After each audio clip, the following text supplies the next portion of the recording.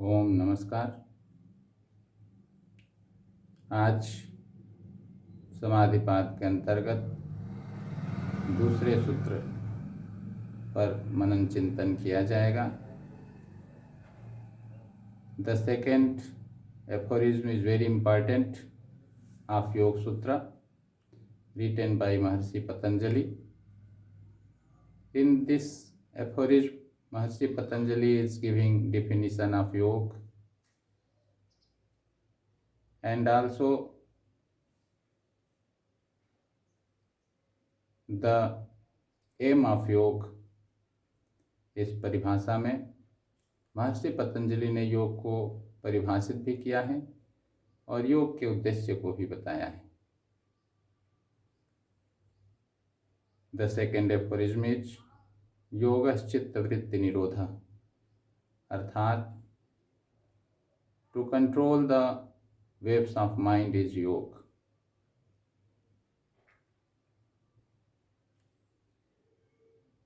You can see that continuously in your mind there are so many thoughts coming and going. If it is possible, you must have to watch for 5 minutes the thought waves of your mind.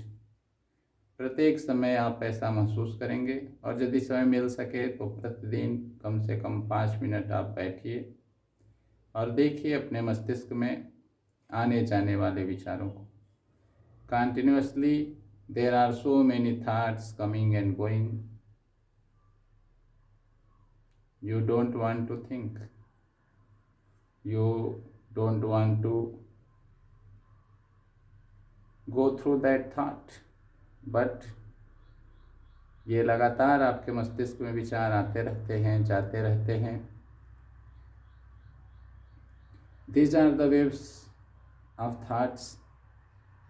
ये विचारों की श्रृंखला, ये विचारों की वृत्तियाँ आपके नियंत्रण में नहीं रहती। और जब हम सर्वाधिक शांत, आनंदित, उत्साहित होते हैं उस समय आप महसूस करेंगे कि ये विचारों की वृत्तियाँ थोड़ी सी कम हो गई हैं। विचारों के वृत्तियों का शांत होना ही योग है।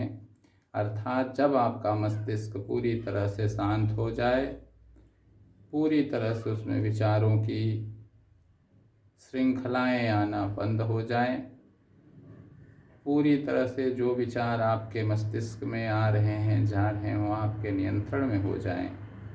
अर्थात जब आप सोचें तभी मस्तिष्क में विचार आए। जब आप कह दें कि नहीं अब मुझे विचार नहीं करना है तो स्वयं मस्तिष्क के विचार शांत हो जाएं। अत्यधिक प्रसन्नता की अवस्था में आपने महसूस किया होगा कि ये थॉट वेव्स बहुत कम हो जाती हैं, आपकी आँख बंद हो जाती हैं, आप बिल्कुल खो जाते हैं। आप उस चीज़ में खो जाते हैं जिस चीज़ में आपको बहुत प्रसन्नता की अनुभूति हो रही है।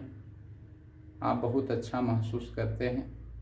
जैसे अनायास संगीत सुनते सुनते आपकी आँख बंद हो जाती है और आप उस संगीत में ही आपका जो मनपसंद संगीत है, आपका जो फेवरेट सॉन्ग है, यदि बज रहा हो तो आप आँख बंद कर लेते हैं और पूरी तरह से उस संगीत में ही खो जाते हैं। तो संगीत के साथ, उस गीत के साथ जो आपकी एकता स्थापित हो जाती है और विचारों की वृत्तियाँ कम हो जाती हैं, उस अवस्था को हम एक प्रकार से योग की प्रारंभिक अवस्था कह सकते हैं कि आप योग के प्रारंभिक अवस्था की झलक पा रहे हैं। यदि आप लगातार इस तरह का प्रयास करें, ध्यान के माध्यम से हम इस तरह का प्रयास कर सकते हैं। हम अपने मस्तिष्क को एक जगह एकाग्र करने, किसी एक वृत्ति पर स्थिर करने की कोशिश करते हैं और उस कोशिश की सफलता ही हमारे लिए समाधि के अवस्था की प्राप्ति की सीढ़ी बन जाती हैं। समाधि के अवस्था की प्राप्ति की वह एक इकाई है ध्यान की अवस्था। जब आप ध्यान में अपने मस्तिष्क को एकाग्र करते हैं, धीरे धीरे वह एकाग्रता जब बिना प्रयास के हो जाती है तो उसी अवस्था को समाधि की अवस्था कहते हैं, उसी अवस्था को योग की अवस्था कहते हैं। यह समझना बहुत ही आसान है। जितना हम बाहर के संसार में ढूंढते हैं शांति, आनंद, जितना हम बाह्य अपने इंद्रिय जगत के इस संसार से खुशियाँ ढूंढते हैं, उससे कहीं ज़्यादा अनंत निधियाँ हमारे भीतर छिपी हुई हैं।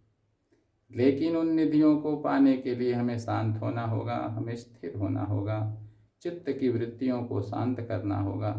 और जब ये चित्त की वृत्तियाँ शांत हो जाएगी, अनंत का उद्घाटन हम स्वयं अपने भीतर महसूस कर सकेंगे। अनंत का उद्घाटन हमारे सामने हो जाएगा।